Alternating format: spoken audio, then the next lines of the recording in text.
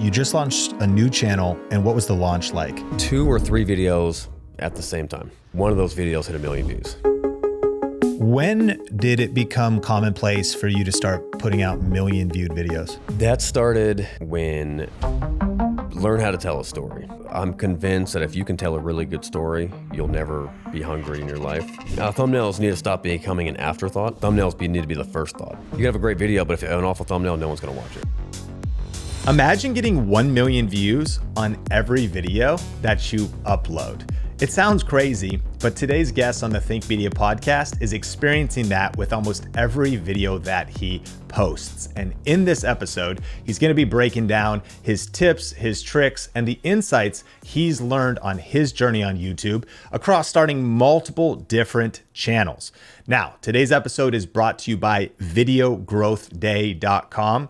For the first time ever, we are hosting a one-day event where we are teaching our 7-step YouTube success system entirely for free.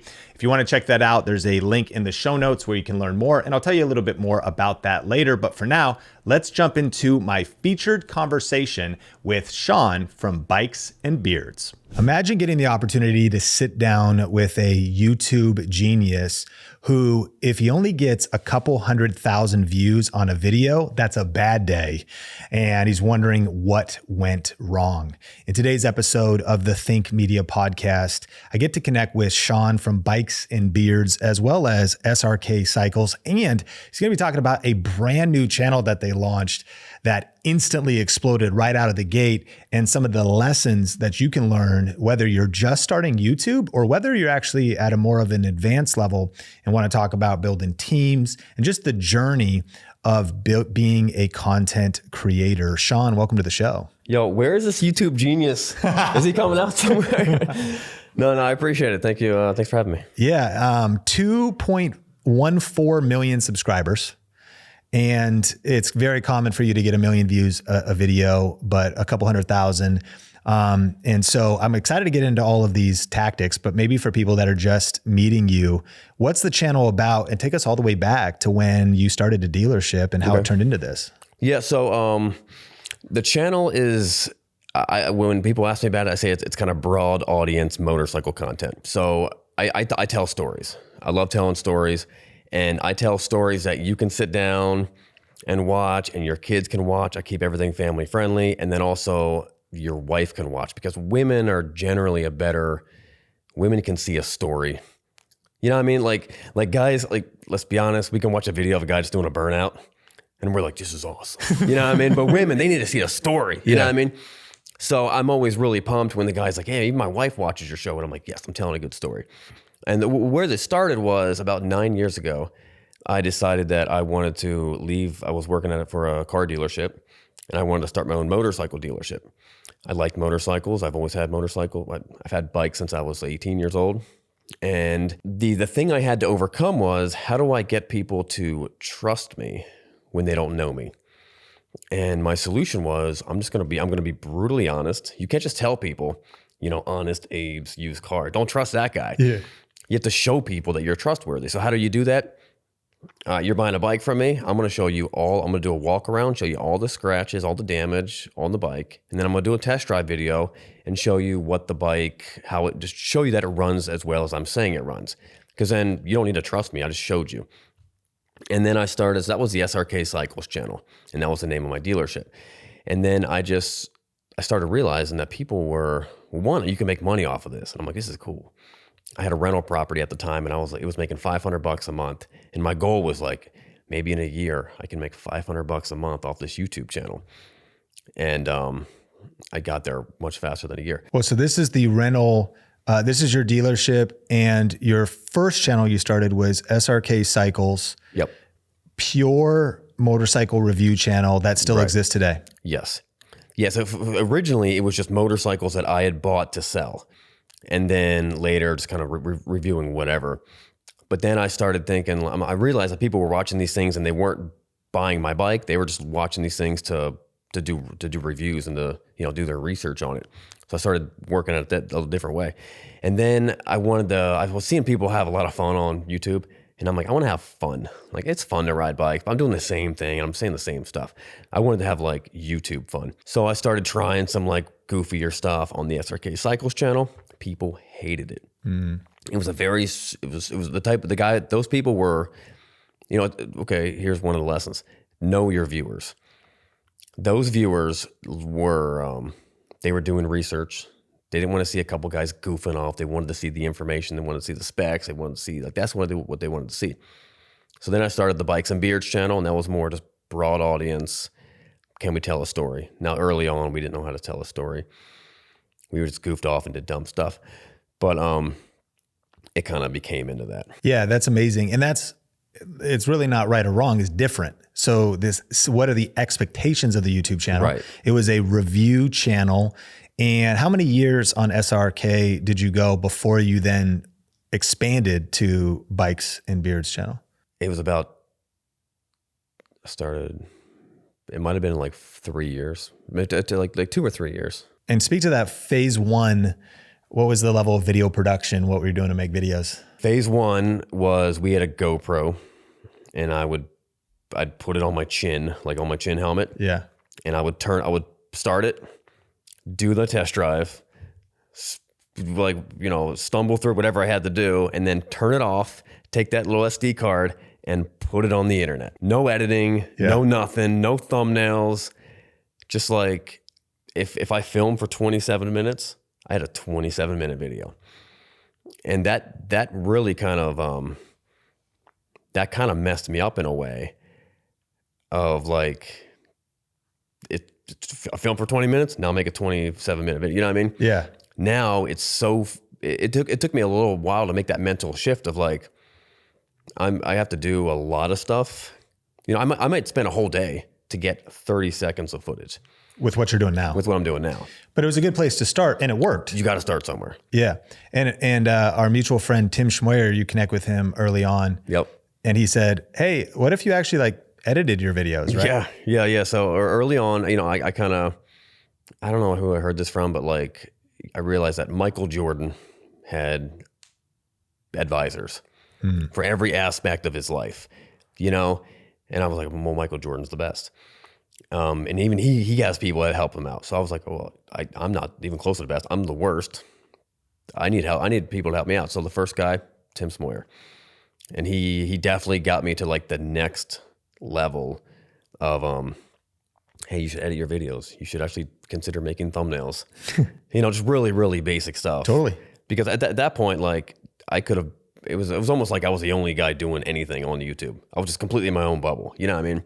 I wasn't watching anyone. I wasn't like you guys, you know, watching people, you know, watching Sean and seeing how to do stuff. And so then was it also probably helpful though early on, you were titling your own videos and maybe they were getting discovered because they were just practical and people were searching for a bike model number. Right. Yeah. Test drive of this thing. Yeah. Test drive of this thing. It wasn't until the first video that I thought was like, hey, I'm going viral, you know, like 300 views or 150 views compared to like 5,000 or 10,000 was a video that was called "A Tractor Trailer Almost Ran Me Over." And the thumbnail was like, you know, me like first person and then a tractor trailer pulling out like really close to me. And that was kind of like, oh, you know, I can word things a little bit differently. And a little bit clickbait doesn't have to be bad. It's like ethical clickbait, but it's like what happened, like the drama of the story. You were out on a test drive that actually happened. That became the angle, the title, right. And you grabbed a frame from the GoPro. Right. But that was still very like, it was all reactive. Yeah. You know, it wasn't later until I started being, you know, proactive and dialing that stuff in. So what was phase 2 on either channel when you stepped up from a GoPro, and what'd you step up into? Camera wise, editing wise, and was it still all you editing your own videos and thinking about your thumbnails? So shortly after the Bikes and Beards thing, I brought on an editor. That was a pretty big deal. Okay. And that might have been a Tim Schmoyer thing. Like, hey, you need to bring on an editor. The dealership was making enough money. The channel was making some money, and it was, I don't want to function without an editor, you know, because I don't want to do that stuff. Was it local or did you Dropbox the footage? Local. So you brought on a shooter as well, or were you still vlogging? He was a shooter, a little bit of vloggy stuff. Yeah. But he was the shooter editor. I normally have I like my guys to be shooting and editing, especially now because it's so when it's for a test drive, anyone can edit it. But for the stuff I'm doing now, like I don't want to have to explain it to someone, like what's going on. You know, we dump like 37 hours of footage with them. It's easier if they were there filming it. Yeah. And then kind of do all that stuff. Okay. So phase one, and this is kind of cool because people can map their own career to this. I mean, you start with what you have, you start messy, you start just hitting record and maybe no editing. Right. And you practically built up incomes coming in now from the YouTube channel and from the dealership. So you reinvest into hiring somebody. Yep. Contractor at first? No, just straight up employee. So you went employee. So you turned, when did this, in your mindset, you're like, this is a business and you incorporate? From day one or? Day one, because it was already a business. Yeah. The dealership was a business. So the dealership is the business. This is the marketing media arm of that. Right, exactly. Yeah, okay. And even then I knew where I knew where I wanted to go with it. And I knew that like, we are a production company. Now we were an awful production company, but we were a production company. And in 5 years from now, I'm like, man, I don't know if I'm going to be selling motorcycles still, but I knew I needed to do it right now. And that's the mindset that we were going with, you know? Yeah. Okay. So then did you step up into fancier cameras? Do you know what the gear was your next step up? We went to, for me, when we were like the way my mind was working at the time and still kind of is, you know, like DSLR types cameras that they were generally made for pictures and some video. So I was like, I need a camcorder. I need something that can run for 8 hours nonstop. So we were getting like Sony camcorders, and I still have the first one we bought. I don't use it anymore, but it's still sitting there, and it took so much abuse. Like it took abuse, and it still works. And then we stepped up to like maybe a $1,500 or $1,700 Sony camcorder, and I still like them. But I don't. We also use iPhones. I don't try to get too caught up. And I know every time I bring in a new camera guy, he's all like, "Let's bring up the production level and let's get all this stuff," you know. And I tell people not to get too wrapped up in that stuff. You know, everyone thinks that they can buy their way into views, and that's often done with like, you know, I got to get a camcorder. I need this and this, and I mean, you guys have beautiful cameras and they look great, but you could do without it. You know what I mean? 100%. You know, those could be all iPhones. Yeah. And when you're done, you put them back in your pocket and you take the phone from, so I don't like to, but yeah, so right now we have a lot of action cameras, and the Sony cameras. I think the next camera I'm going to get, I'll probably do what you guys did and get a couple of the same ones, but is the FX3. Yep. The Sony FX, which is, that's what these are?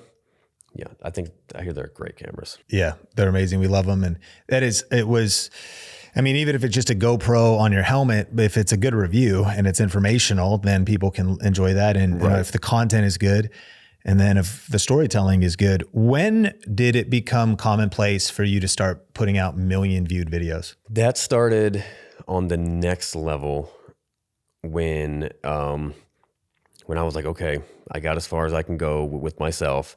Who's the next guy? Who's the next guy who can help me out? Yeah. And I stumbled upon Daryl Eves. Yep. Your arch enemy. Yeah. Arch enemy and good friend. Yeah, right. I stumbled upon Daryl Eves and did a consult with him. And, you know, anytime, like I said before, anytime you want to go to the next level, and you know, it's not like a Disney movie. You're not going to find it inside yourself. You got to go to other people. Find experts who've done it. Find people who, you know, like you, who've worked with tons of other creators. You know, you see patterns I don't even have access of seeing because I only see my own stuff. Yeah. So I kind of went with, I started working with Daryl, and pretty shortly after I had my first like million view video. It was commonplace. Maybe it was like 19.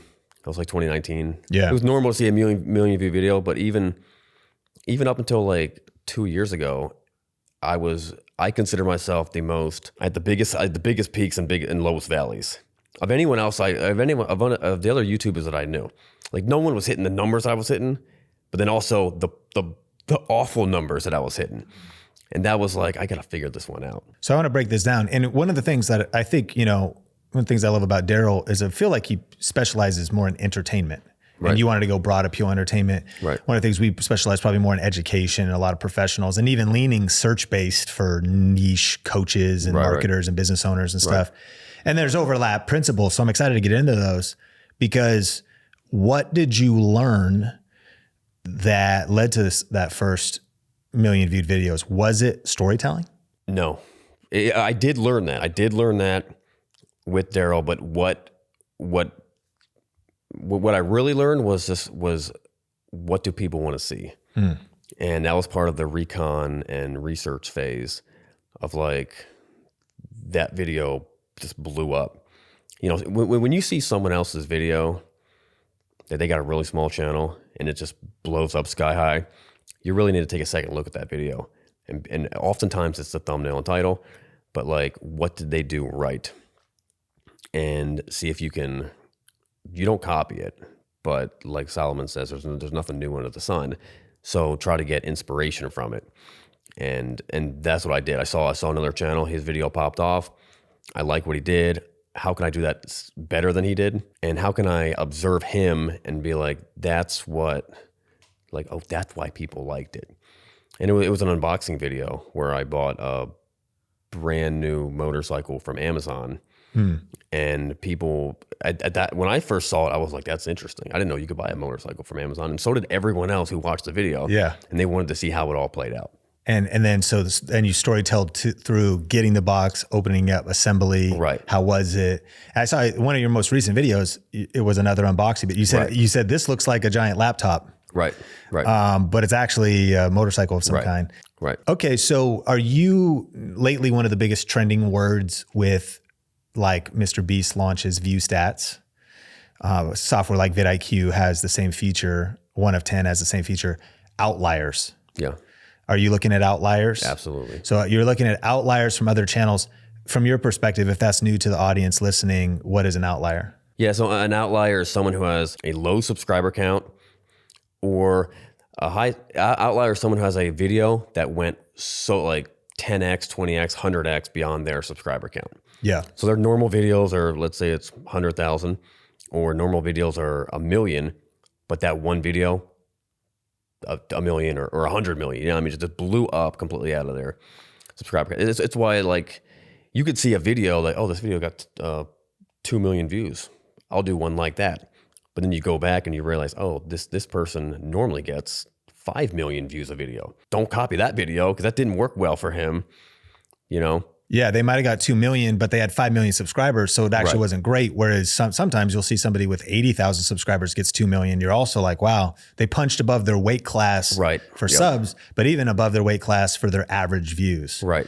And then those are the ones that you need to look at and be like, read the comments, really dial in and be like, what did they do that was so right? Yeah. And I get a lot of inspiration like cross genres. Like I've got a friend, she's got a very girl channel. You know, her target audience is like 8-year-old to 24-year-old girls. But I watch her stuff because like it's the same thing, just in with motorcycles. You know, it's like she'll do a video like, I bought a bunch of I bought a shipping container load of used like girl clothes stuff. You know what I mean? And I'm like, oh, girls like that. What if I buy a shipping container load of motorcycle stuff? Yeah. And it works. You know what I mean? Kind of a storage wars kind of exactly. You bring the story, what's inside of here. They're discovering it with you. Yeah, I love that. And so when you started also stepping into getting 1 million views a video, what does it really take? The level of ingredients, amount of footage you've shot, amount of planning, amount of editing, thumbnails, etc. Well, I think I've done it before. I've been able to get 1 million view videos with very little of that stuff. And I've been able to get 1 million view videos with a lot of effort. But it all comes down to the idea and the thumbnail. But like the biggest thing would be the idea. And, you know, this is something I, learning from Jimmy, watching Jimmy stuff, Mr. B stuff.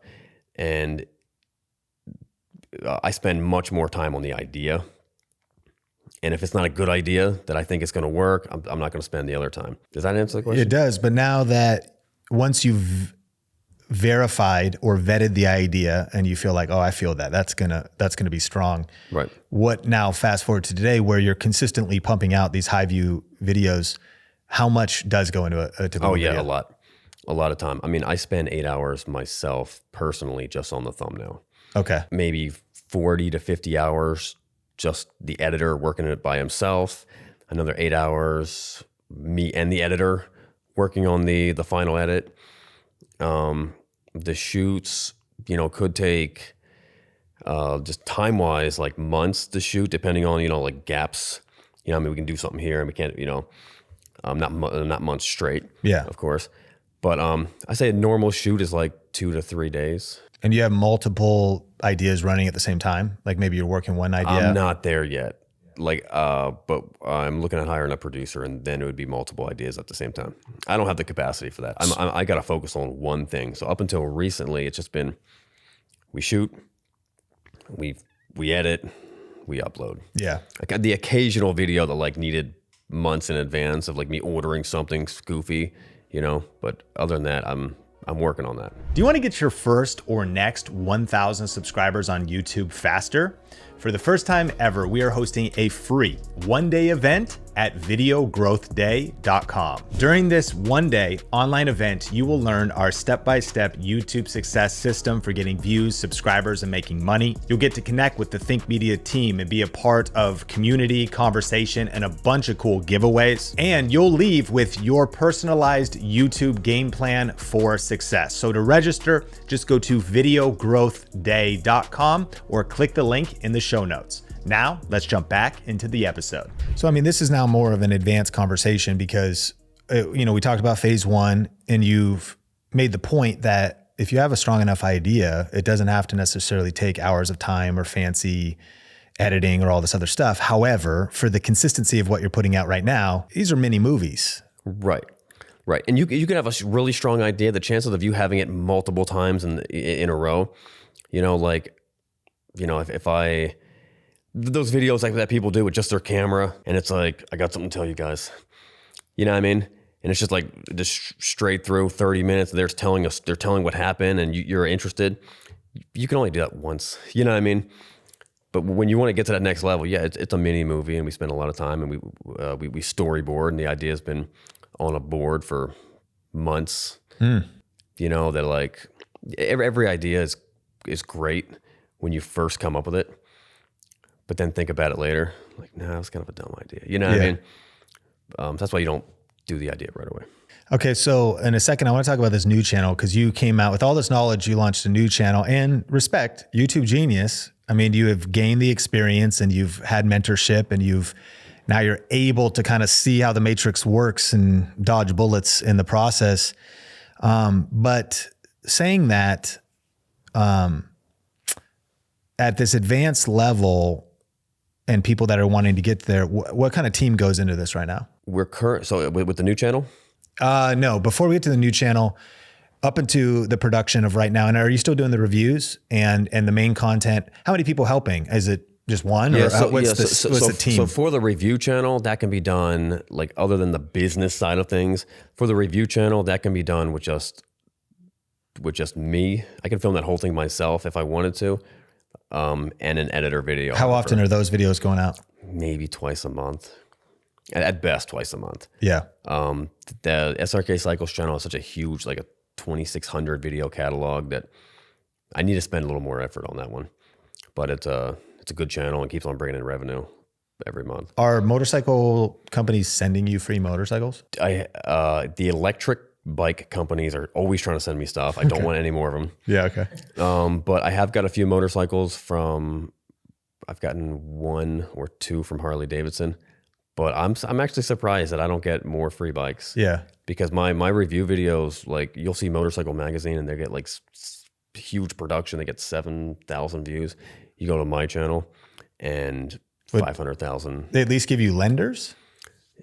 I'm having a tough time.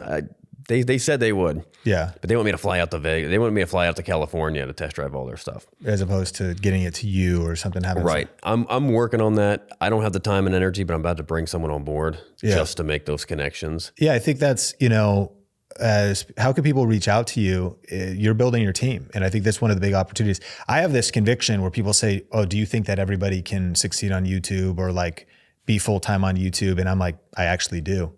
They might actually be full-time on YouTube because they hook up with a team. They're like, you might not be the personality. You might be able to be an editor. You might be able to be somebody that sets up sets as teams grow. Right. You look at a Mr. Beast team, which seems crazy, but it's actually more common than there's a long tail of people at different scopes and you're setting up sets. There's a lot of logistics that you probably, so what are some of the roles you're hiring for? A producer. That's a big deal. I could probably handle 2 videographers right now. Or like I said, I like videographers and editors. So I could do 2. Unless they were both doing each, one just full-time videographer, one full-time editor. You might know I forget what the name of this is, but like influencer brand manager. Yeah. Like the guy who connects me with the other brands. For your brand partnerships. Yeah, just someone who, that's all they do. And then they would also kind of help optimize and manage like the Shopify store and the merch and stuff like that. So you launched merch. Yeah, we launched merch. And then even before that, we launched products. Like when I was small enough and I was like, I'm not getting any brand deals. I was like, I'll just sponsor my own video. And we started launching products. So we launched a motorcycle tie down strap like 6 years ago. And then we launched our own gloves. And then recently we launched a motorcycle fast detailing spray, which we launched that on a live stream. And we sold $140,000 in 4 hours. Wow. On a live stream. What companies did you work for to do like these higher level products, probably for better quality, as opposed to just printing your logo on a Teespring t-shirt? Yeah. So with the first one was the straps, and Harley Davidson used to transport their motorcycles with these endless straps. So you would imagine like a ratchet strap, and it would go back into itself. And they were 1 inch, and all the Harley dealerships, the guys loved them. But they hardly stopped shipping the bikes out with those, so that their supply was dwindling because they would run out and they would give them away. And I found a company that was making straps just like that, but 2 inch. 1 inch is good, 2 inches better. So I just contacted that company and just started getting my own printed up, put my name on it, and then started selling them through our Shopify store and then also through Amazon. Oh, that's cool. Smart. Just to identify a product opportunity, email some people, work it out. And it was a product that before I sold it, I originally just made them for myself. So we, as a dealership, we were always moving bikes. So before I sold it, before I started selling to other people, I had been using the product for like 2 years. And I'm a big component of like, I'm not going to trick my viewers. You know what I mean? Like, I'm not going to tell you something that I don't use, which is why like, game sponsorships would be like, hey, push your game. I tell my kids I don't want you playing games. I can't be making money off of games. You know what I mean? Energy drinks. I don't drink them. Yeah. So I can't. I don't care how much you want to pay me. I'm not going to push it. Yeah, that's strong because also your audience starts to know what you are into, though. Builds loyalty and trust, integrity. Right. A couple things. I'm excited because you're going to hit some lessons that you wrote down on your phone a little bit later.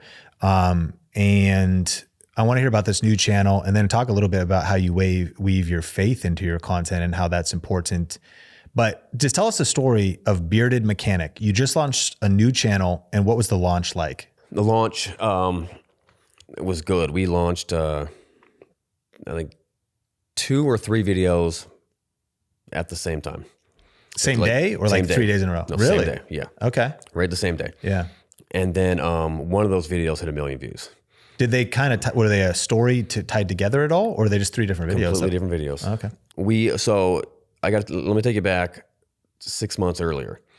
We know we're going to launch a new channel, but people are watching my channel. So me and my mechanic, we started doing these competitions on our videos. And I'm like, all right, guys, if Craig wins, he gets a new channel. If I win, we get this. And it was not staged, but like I was always winning. But then at the end, we were like, we just did a competition to make sure that he was going to win. And then, all right, that's it. Craig gets his own channel. We launched a channel, sent him a link to it. It instantly got it surprisingly only got 10,000 subscribers, which sounds like a lot, but my main channel had almost 2 million. You know what I mean? But it had no videos at that point. And then a couple months later, we launched the videos, and within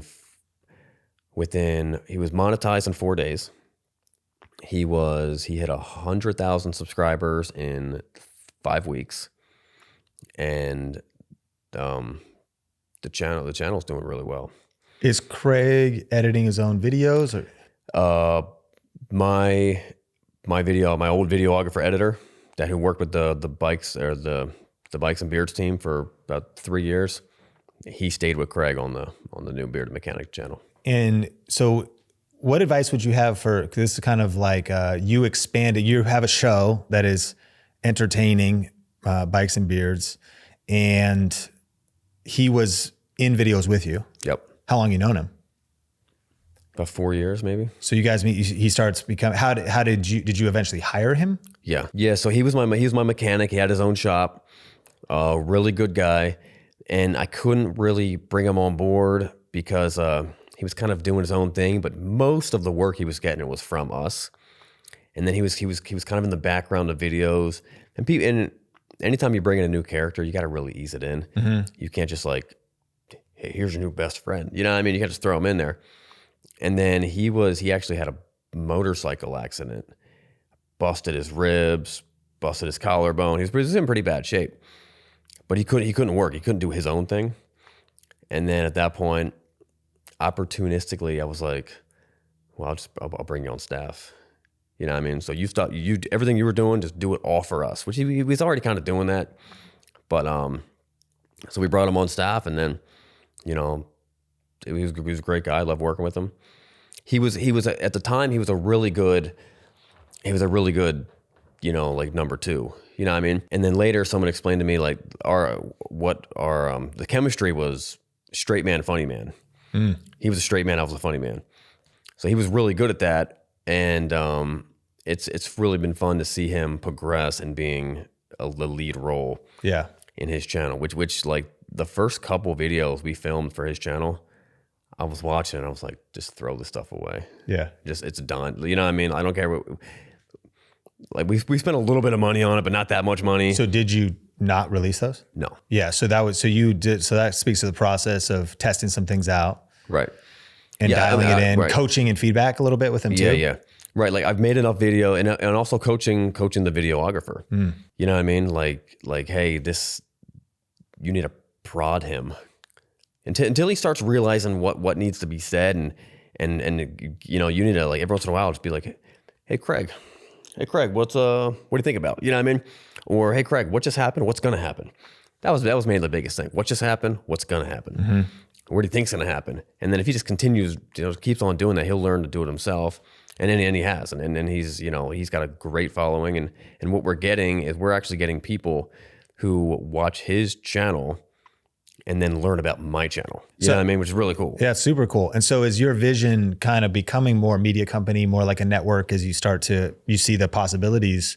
Now you kind of have gone through a cycle of not just with what you've built up, but now launching, if you will, another character under the brand. Yeah, right. So I would love to find more people in that space, you know, who are doing motorcycle stuff, maybe even automotive stuff, but it's easier if it's motorcycle stuff, and kind of create this, for lack of a better term, the Bikes and Beards universe. Mm-hmm. You know what I mean? We're like, they're doing stuff separately. You know, we bring in economies of scale where maybe we all work out of the same warehouse or something like that someday, using the same editors. One guy's making all the thumbnail, you know, stuff like that. And then we all get together and do videos together. You know what I mean? As a, you know, big, like really fun, epic collabs. And are you solving for Nashville, like, or at least especially videographers, they'd need to be like boots on the ground, trying to build a team. So anybody that would reach out, you know, ideally want to rally here. Right. Yeah. I'm in the just south of Nashville area. I like it here. And I like working I know a lot of people, it makes sense to have an outsourced editor from home, but I really like to be a part of that. And I like people in house. Yeah. I want a good group of guys who we all work together and we know each other and we just kind of like live life together. You know what I mean? Yeah, that's awesome. We'll hit your lessons as we land the plane in a second, but I'm curious, you talk about this in your about page about your faith as a Christian. What has been the journey of weaving your faith into your content and things you've learned about that? Yeah. So when the channel was really, really small, it might have just been SRK cycles, but we were getting about 250,000 views a month. And at that point, I'm like, man, this is huge. Like that's like football stadiums of people watching the video the whole month. But then I was like, what am I doing with that? You know, like I'm a Christian, and I was like, what am I doing with that? Like that has eternal, you know, standing. And then I couldn't come up with anything better. Like the best thing I can come up with, I'm like, all right, let me just do before my test drive. Let me just do, I'll call it like words of wisdom. And I'll just say a Bible verse before I get on the bike and actually ride it on my test drive videos. And I talked to my team and they were like, yeah, that sounds kind of hokey. And I'm like, I don't know, but I'm just going to do it and see how it goes.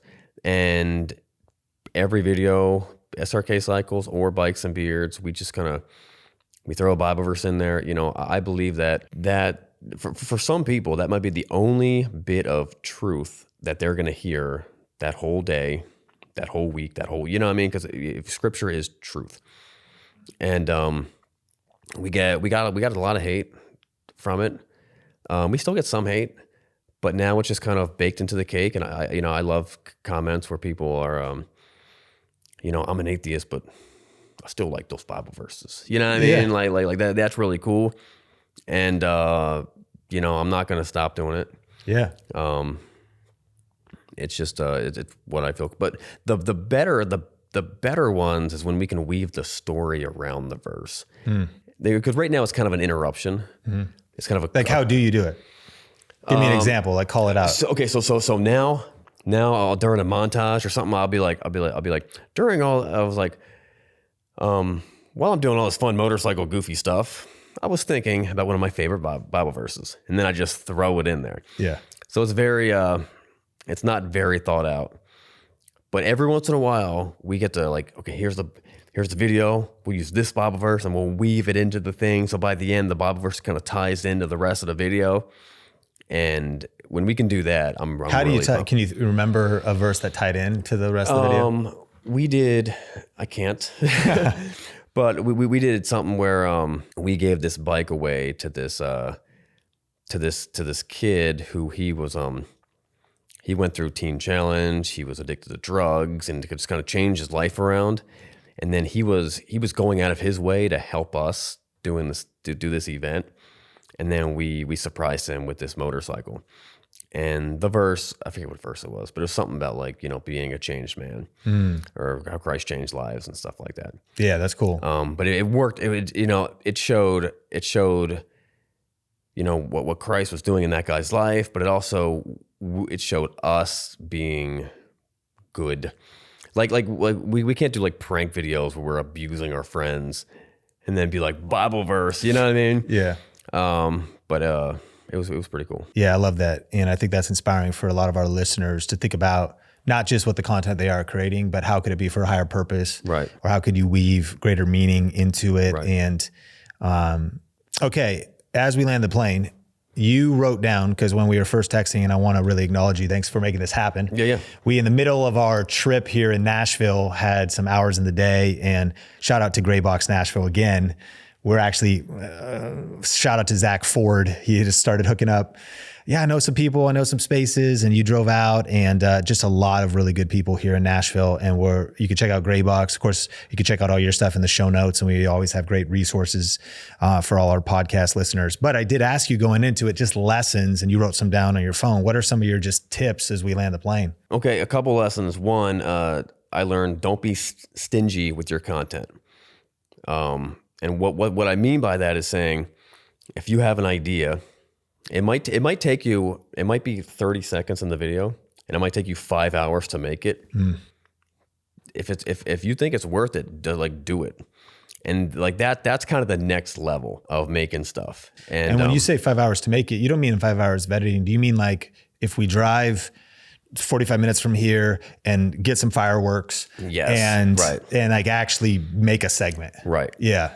Or there was one video where like I wanted to make a serial killer wall. You know what I mean? With like the way like the red yarn. Yeah. You know what I mean?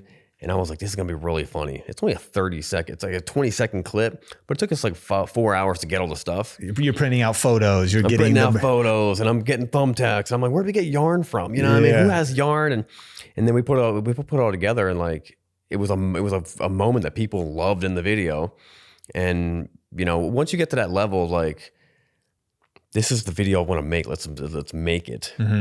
You know, and stop looking at it of like, it's going to take me, that's 5 hours, but we can do a crummy version of that. You know what I mean? And if we do it right now, you know, just don't be stingy with your content. That's great. What's the next tip? The other one is make videos for your viewers. So, and this is more early YouTube people who are just starting. Don't make videos for yourself. Don't make, you know, and don't ever listen to what your mom says about your videos, because she's going to love everything. Make videos for your viewers.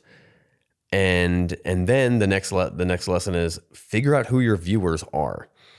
So if you have thousands of subscribers, figure out who's watching it and what they want.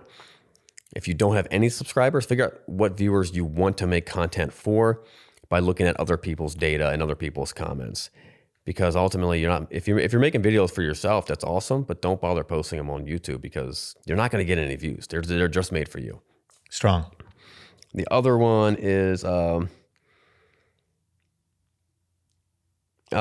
need to stop becoming an afterthought. Thumbnails need to be the first thought. I've got some videos that are written down that I'm like, oh man, it's a great story. I'm going to love this. It's going to be a blast. I have not come up with the thumbnail for it. It's going to sit until I come up with that good thumbnail. And thumbnail is probably one of the most important things. If you can have a great video, but if you have an awful thumbnail, no one's going to watch it. Yeah, so strong. The next one is nobody cares. People come to me like, oh, I got a YouTube channel, I'm making videos. And I'm like, what's your video about? They're like, well, you know, I bought a new rug for my house, or I got a flat tire on the way to the gym, or something. And I'm just like, dude, nobody cares. You're not Logan Paul or some huge, or you're not some huge YouTuber where you can be like, you know, the thumbnail's like, what's inside my pocket? And millions of people care. Yeah. You're no people, and they don't care about you. They don't care about me. Yeah. But if you can make them care, you know what I mean? If I can buy an Orange County chopper and try to take it, you know, and open that, unbox that and see what it's like, you know what I mean? Like, they don't have to care, but I made them, I made them ask a question in their mind, and clicking on the video is going to answer it. And that's advice I give to a lot of people. The next one is probably the biggest one, is just, and I'll probably end up with this one. Learn how to tell a story. I'm convinced that if you can tell a really good story, you'll never be hungry in your life. And you don't need fireworks. You don't need tons of money. You don't need big epic. You don't need nice cameras. Just learn how to tell a good story. I mean, think about this. If you were at a campfire and some old man was sitting down there, and you overheard him say, like, did I ever tell you about the one how I lost my leg? You know, that's the hook. Yeah. Yeah. He told that story multiple times. Yep. And he knows how to bring people in. And now you want to know. You're going to start creeping close. You're going to sit down next to him and be like, I want to hear what's going to happen. Yeah. How did he lose his leg? Yeah. You know? So if you can learn how to tell a good story, you can do very well with YouTube. And it's the same thing with shorts. You know, long form and shorts, it's all just tell a story. It's really good. One of our we've had the most amazing Uber drivers in Nashville. They're all very fascinating. But thinking about the hook, one of our Uber drivers was like, yeah, I normally don't drive Uber, but I broke my leg because I'm a bodyguard for Kid Rock. Oh, yeah. And I was like, what? Tell us the story. Yeah, and he's right. like, well, you know, there were some people brawling at one of his bars on the Nashville Strip, and a guy got thrown through a glass window. And I'm like, you know, that's also a good story. Right. But, you know, you have that hook at the beginning, and we're going through, and then we were so intrigued. It was one of the most interesting Uber drives of our life. But some people do it naturally. Some people are naturally good. I'm not naturally good at anything, but I can learn it good enough. Yeah. And yeah, that's super cool. That's so great. Well, you've added a ton of value. I'm so grateful for you taking the time to come down with one of your sons and hang out at the studio here. If people want to check everything out, we've mentioned it, and of course it'll be in the show notes, but anything you want to mention or give a call to action to that people can check out? For my stuff, yeah, just go to Bikes and Beards, watch some of my videos. If you're like motorcycles, you probably know about the SRK Cycles channel, and go check out the Bearded Mechanic channel and go watch the early videos and kind of watch how we launched that channel. But and then go buy all Sean's stuff. I appreciate that. And I got one more question for you, but I do want to encourage and thank you for listening this long in the podcast, audio or video. If you got value, like, rate, review, share, and subscribe, and really appreciate. I'm going to be bringing you more content to help you grow on YouTube. Final question. It's 2024. It feels like competition's always rising and fierce. And man, you've been doing this for 9 years. I've been doing this for years. What would you say to somebody who's wanting to start today? And if you thought about starting right now today, but with no resources, what kind of mindset or just advice would you give as far as parting words to, I want to start a YouTube channel right now. How should I go into this as far as my mindset? One, you can absolutely start today. There's always more room, always new creators coming up. The mindset needs to be like, nothing's going to stop me, and that I don't need expensive things to do it. Everyone has the device in their pocket that can make videos. The first step, start, make videos. The second step is always buy a microphone that connects to your phone. And then you need to always be a student. I don't care how big you are. The biggest YouTubers are the biggest students of YouTube. And they're doing whatever they can to get that information, to get knowledge. So if you look at it that way, also, it's got to be a long game. Very, very, very few YouTubers pop off right away.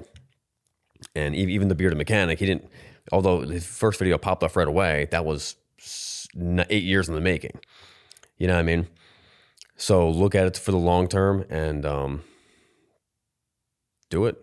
Make a change. Make fun content that people really enjoy. Sean, thank you so much for coming on the Think Media podcast. Well, if you're anything like me, you're probably feeling pretty motivated after that conversation with Sean from Bikes and Beards. And if you want to keep the momentum going, I have a few resources and action items that I think will help you continue getting results on your YouTube channel and applying what you've learned. First, videogrowthday.com. We are hosting a one-day event. First time ever that we've done this. And you can sign up at videogrowthday.com or click the link in the show notes.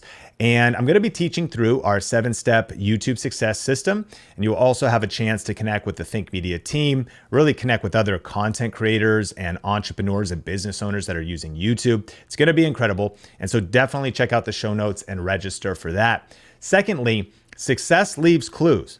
Even though Sean's videos are at a high level today on Bikes and Beards, there's still insights from storytelling to the way he hooks his videos. And so definitely go check out his channels as well as SRK Cycles as well. He's got a couple different channels, so we'll link those up in the show notes. And then also major love to Graybox Studios for making this video podcast possible. And if you're ever in Nashville and looking for a place to do music recording, audio recording, or photography, or a podcast kind of like we recorded, check them out. So we'll link to them in the show notes as well. If you got value today, like, rate, review, share the podcast on whatever platform you listen to. And my name is Sean Cannell, your guide to building a profitable YouTube channel. And I can't wait to connect with you in a future episode.